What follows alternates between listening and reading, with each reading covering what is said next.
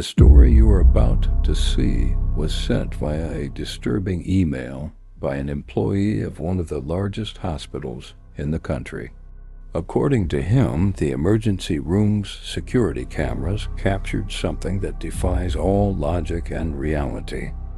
My hands are shaking as I type this, but I need to share what happened during my night shift at St. Michael's Memorial Hospital last month. I know how this might sound, but every word I'm about to tell you is true. I've worked as a security systems administrator there for 7 years, and nothing in my experience could have prepared me for what I witnessed on those cameras. Let me give you some context about my job. Most people think hospital security is just about watching parking lots and making sure no one steals medications, but there's so much more to it. I monitor and maintain over 200 cameras throughout the facility, each one capturing footage 24/7. The system archives everything for 90 days before automatically deleting it. Standard procedure for most hospitals. The timing of all this is important. We had just finished upgrading our entire security system 3 weeks before the incident. The old analog cameras were replaced with state-of-the-art digital ones, complete with night vision and motion detection. They cost the hospital a fortune, but the image quality was incredible.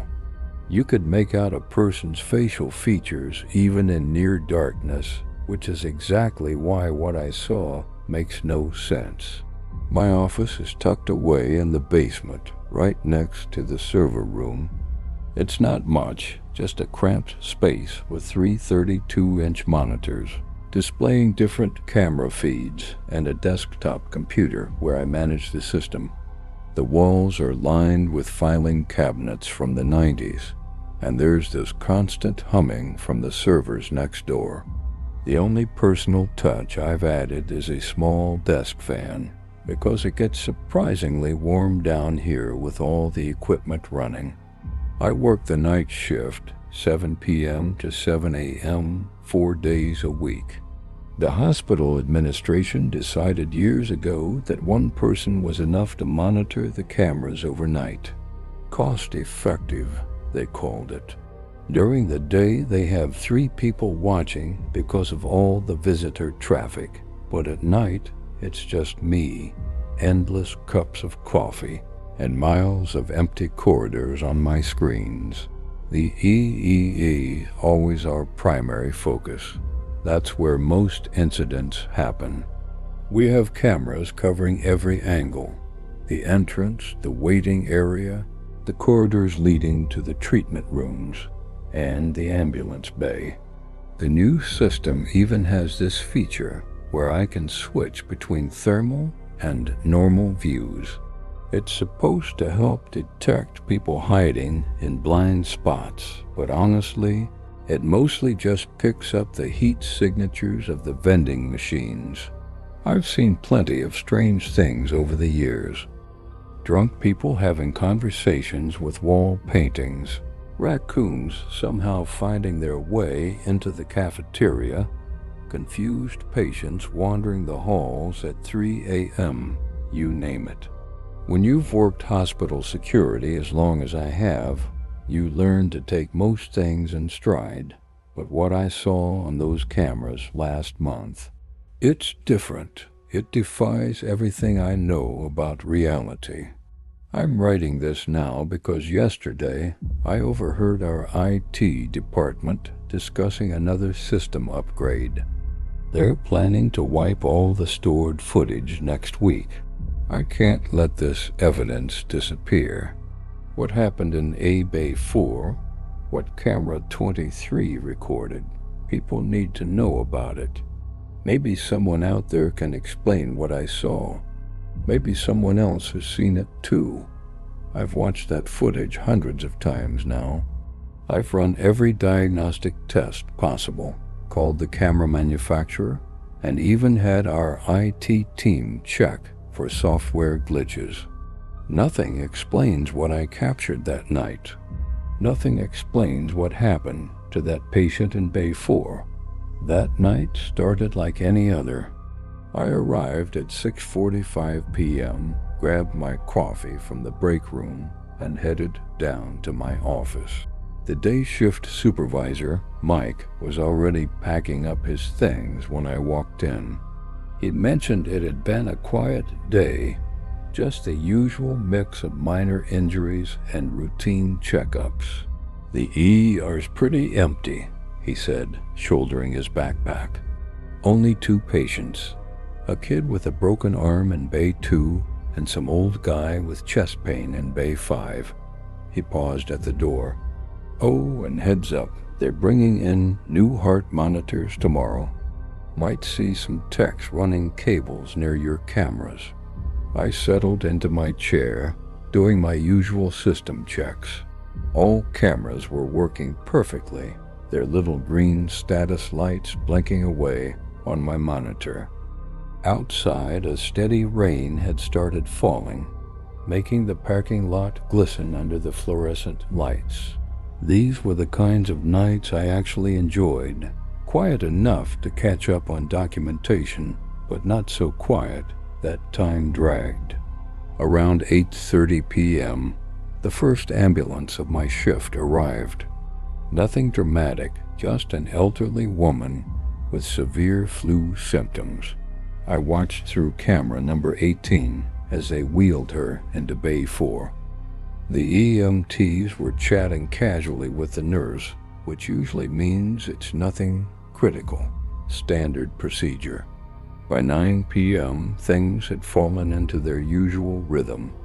Nurses made their rounds, visible on different screens as they moved from room to room. The old guy with chest pain was discharged. Nothing serious, probably just indigestion. The kid with the broken arm left with his parents, clutching a neon green cast that glowed weirdly under our new camera's infrared mode. I was updating the nightly log when something caught my eye on camera number 23.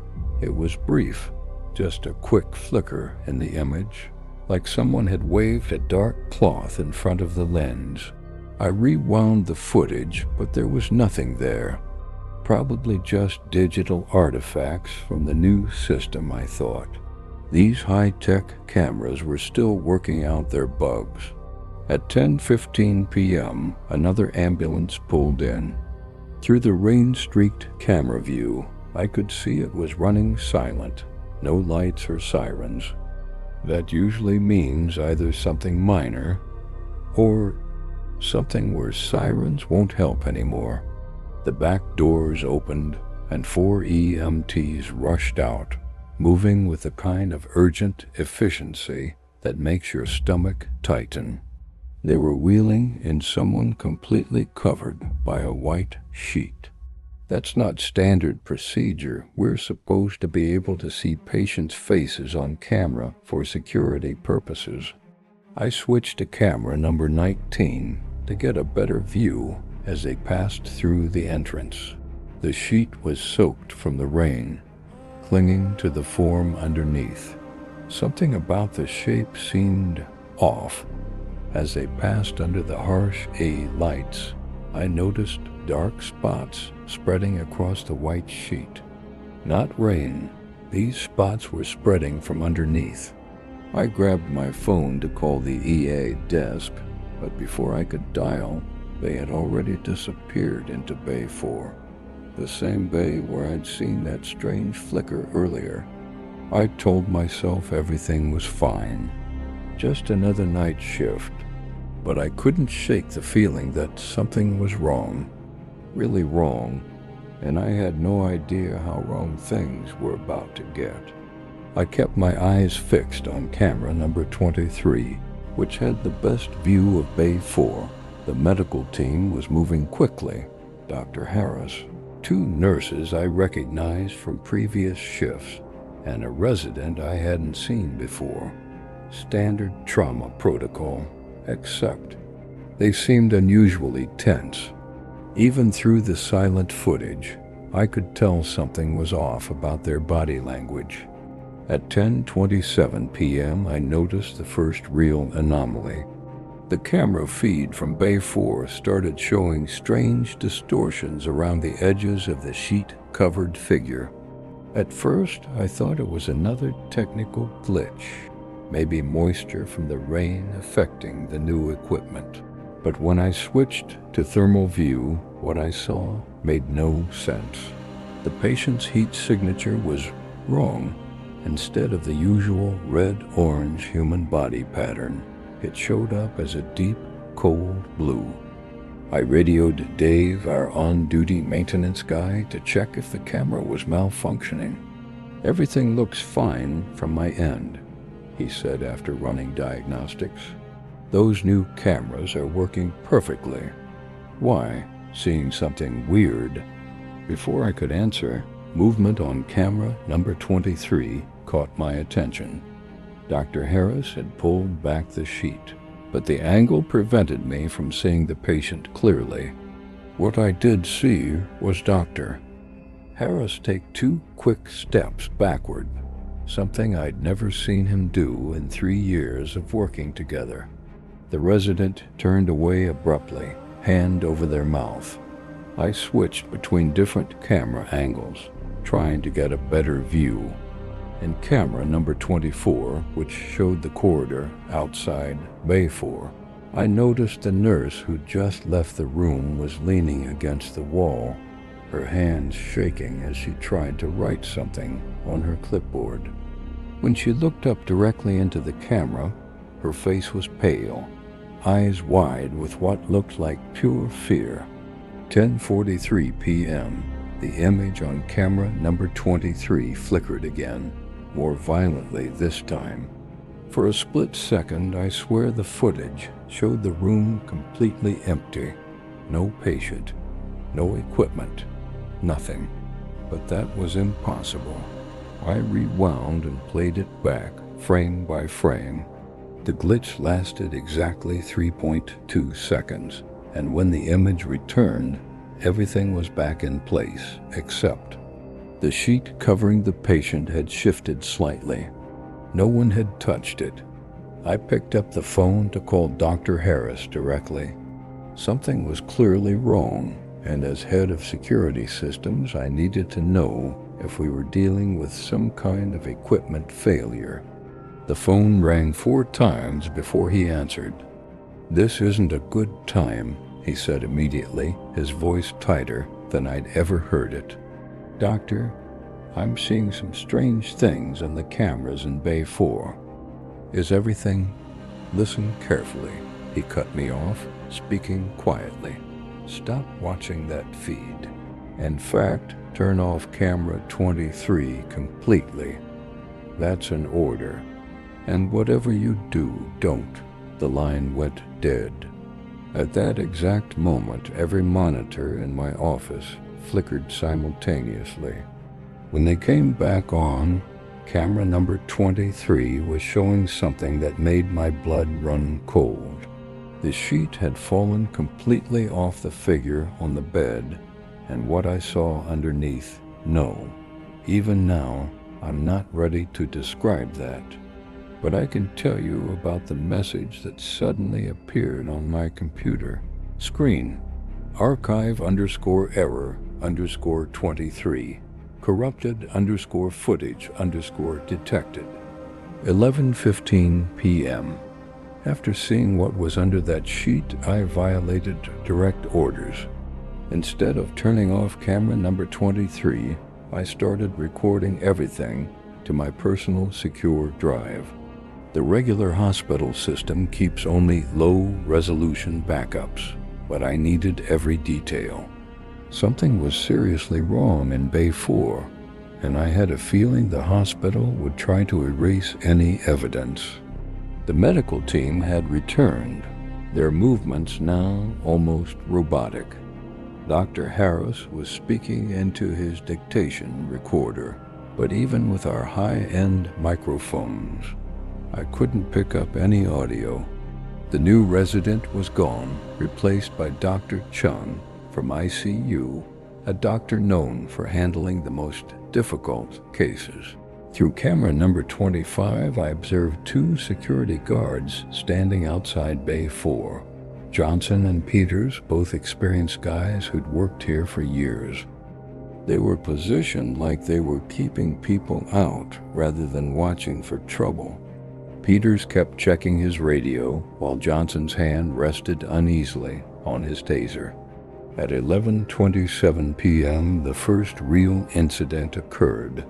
The patient on the bed suddenly moved. Not the subtle shifting of someone unconscious. This was different. The movement was wrong, like watching a video played backwards. Dr. Chun jumped back, crashing into the medical cart. In the confusion, I finally got a clear view of the patient's face on camera number 23. I wish I hadn't. The face was contorted in a way that shouldn't be anatomically possible. The jaw was distended, and the eyes, God, the eyes were looking directly into the camera, not at it, into it. I felt a cold certainty that whatever was on that bed knew I was watching. 11:31 p.m., the monitors started picking up electromagnetic interference. Lines of static rolled across my screens, but only on the feeds showing Bay 4. Through the distortion, I watched Dr. Harris frantically typing something into the medical terminal. His badge ID card, hanging from his coat, was spinning in circles. Without any wind, the thermal camera was going haywire. The patient's heat signature kept switching between extreme cold and bursts of temperature that should have triggered the fire alarms. I started recording these fluctuations, trying to find a pattern, when I noticed something that turned my blood to ice.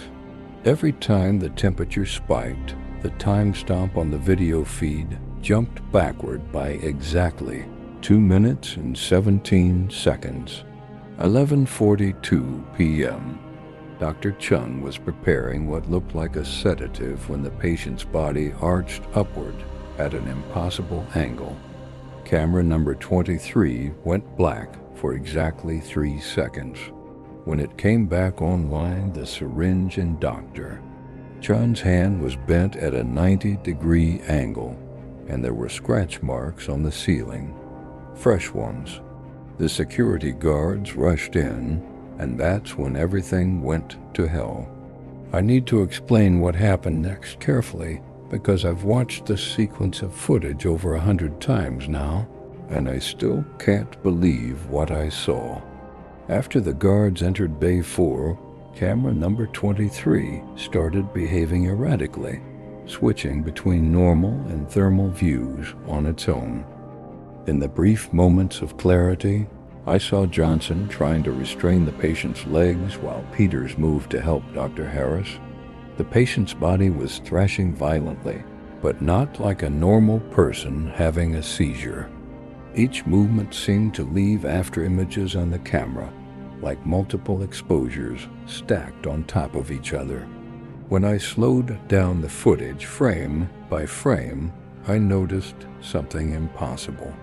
In several frames, the patient appeared to be in 2 places simultaneously. The timestamp showed no signs of manipulation or editing. Somehow, this was raw footage. 12:03 a.m. I discovered something even more disturbing when reviewing the earlier recordings. Every time the camera had glitched, something in Bay 4 had changed. Small things at first. Medical instruments moved to different positions, papers rearranging themselves on Dr. Harris's clipboard. But then I noticed the bigger changes. In one frame, Dr. Chun's watch showed 11:47 p.m. In the next frame, after a glitch, it showed 10:15 p.m. The lights in the hallway outside showed evidence of the same time displacement. But here's the truly terrifying part. While reviewing the backup feeds from other cameras, I realized these time discrepancies only appeared in views showing Bay 4. The rest of the hospital continued operating in normal time. 12:17 a.m. Going through the thermal imaging recordings gave me another shock. When I overlaid multiple frames of the patient's heat signature, it formed a pattern.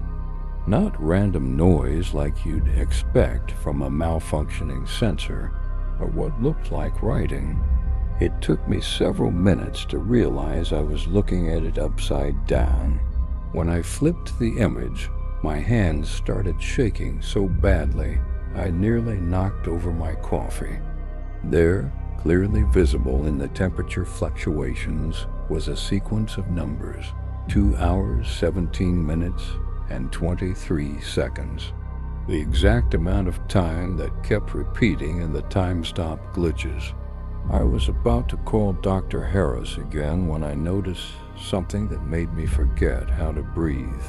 In the background of every distorted frame, barely visible behind the medical team, a figure stood in the corner of Bay 4. It remained perfectly still while everything else moved, and it was looking up at camera number 23, looking at me. The worst part? When I checked the original admission records for Bay 4, they showed something that can't be possible. According to the hospital's database, no patient had been admitted to that room last night. The bay should have been empty, but I have the footage. I have proof of what happened next. 12:45 a. The situation in Bay 4 deteriorated rapidly. Dr. Harris was trying to intubate the patient when every electronic device in the room started malfunctioning simultaneously. The heart monitor was showing readings that cycled between flatline and numbers too high to be human. The overhead lights were pulsing in sync with these impossible heartbeats.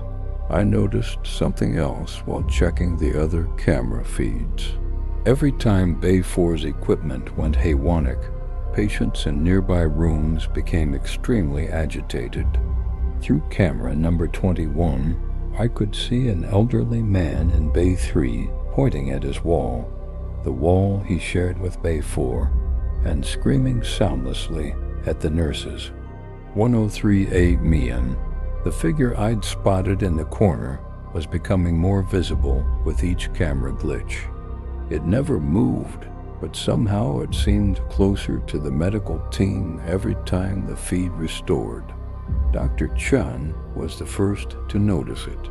I watched her freeze mid-procedure, scalpel hovering over the patient's chest. She turned slowly, looking directly at the corner where I could see the figure standing. The next few seconds of footage still give me nightmares. Doctor. Chun's expression changed from confusion to pure terror. She backed away from both the patient and the corner, bumping into Peters. The security guard reached for his radio, but before he could key it, every shadow in the room seemed to move at once. Camera number 23 caught it all, the shadows stretching upward like black flames defying the overhead lights. 1:07 a.m. Dr. Harris and Dr. Chung were now aware of the figure. They were backing toward the door, pulling the security guards with them. The patient on the bed had gone completely still, but the heart monitor was cycling through numbers faster than ever. 234, 15, 187, 0, 503. That's when Johnson made the mistake of trying to approach the corner with his flashlight. The beam never reached the figure. Instead, the light seemed to bend around it, creating impossible shadows on the walls. Johnson's flashlight beam twisted in the air like a solid thing before turning back on itself. The last thing I caught on camera number 23 before everything went dark was Johnson's flashlight hitting the floor, its beam illuminating the patient's face one final time. But it wasn't the same face I'd seen earlier. It wasn't a face at all anymore. When power returned to the cameras 30 seconds later, Bay 4 was in chaos. And what I saw on those screens made me realize we weren't dealing with a medical emergency anymore. We were dealing with something else entirely. 1:15 a.m. I had to make a decision. Protocol said to call hospital administration, but I knew they'd just shut everything down and destroy the evidence. Instead, I called Dr. Mitchell, the hospital's oldest serving physician. In 30 years here, he'd seen things nobody else would believe. If anyone would know what to do, it would be him. "Where are Harris and Chun now?" was his first question when he arrived at my office. I pointed to camera number 22, showing them huddled with the security guards in the doctor's lounge. All 4 of them looked shell-shocked. Peters was trying to write his incident report, but his hands were shaking so badly he couldn't hold his pen. Dr. Mitchell studied my monitors, his expression growing darker as I showed him the footage. When he saw the time displacement patterns, he started taking notes. At the thermal imaging records, he actually took off his glasses and leaned in closer. "Play that section again," he said, pointing to the moment when Johnson's flashlight beam bent. "Now freeze it. There." He traced the light's trajectory with his finger. "That's not possible. Light doesn't behave that way unless—" He didn't finish the sentence. Instead, he pulled out his phone and made a call. I could only hear his side. "Yes, I know what time it is." "No, this can't wait. Check the records from 97. Yes, Bay 4. Same readings? Dear God." 1:37 a mites in Bay 4 started flickering again. Dr. Mitchell grabbed my arm so hard it hurt. "Watch the corner," he ordered. Through the strobing effect, I could see the figure more clearly now. It seemed to be getting more solid, more present with each flash. That's when the audio feed from camera number 23 captured something for the first time, a sound that made Dr. Mitchell turn white.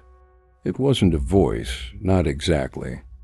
It was like someone running their fingers across piano strings, but the strings were screaming. "Shut it down," Dr. Mitchell said quietly. "Shut down every camera connected to that room." "But the evidence—" "Listen to me very carefully," he cut me off. "Those cameras aren't just recording anymore. They're making it stronger. Every digital eye we have on that thing is feeding it, making it more real." As if to confirm his words, the figure in Bay 4 turned its head. Slowly, deliberately, it looked directly into camera number 23, through my monitor, through my screen, directly at me. And it smiled. What happened next happened so fast I barely had time to react. The next moments are burned into my memory in vivid, horrifying detail. As the figure smiled into camera number 23, every monitor in my office began to emit a high-pitched whine. Dr. Mitchell was shouting something, but his voice seemed distant, drowned out by that awful sound. The temperature in the room plummeted so rapidly that frost started forming on the screens. 1:42 a.m. Through camera number 23, we watched as the figure finally moved from its corner. It didn't walk, it shifted, like a glitch in reality, appearing closer to the bed with each flicker of the lights. The patient's body began to convulse, but wrong, like watching a VHS tape in rewind. The heart monitor wasn't just showing impossible numbers anymore. It was displaying symbols I'd never seen before. Dr. Mitchell was frantically typing commands into my computer, trying to shut down the camera system. But with each keystroke, the figure appeared closer to the camera, closer to us. The image was becoming clearer, more defined, and what I could see of its features, no.